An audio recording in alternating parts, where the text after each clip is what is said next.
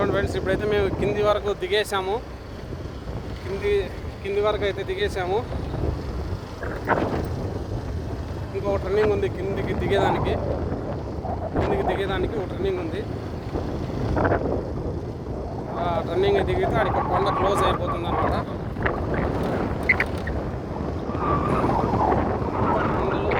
మొత్తం అంతా ఎర్ర భూములు అనమాట. ఎర్ర భూమి మొత్తం కొండలు, ఎర్ర కొండలు అనమాట. మల్లమ్మ అడిగేది మొత్తం కొండలు.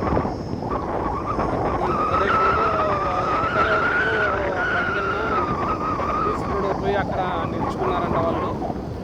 అప్పటి నుండి మహాశివరాత్రి వచ్చిందంటే భలే వైభవంగా 4 రోజులు భలే వైభవంగా జరుగుతుంది అనమాట. మన కడప జిల్లాలోనే 1వ స్థానంలో ఉందన్నమాట.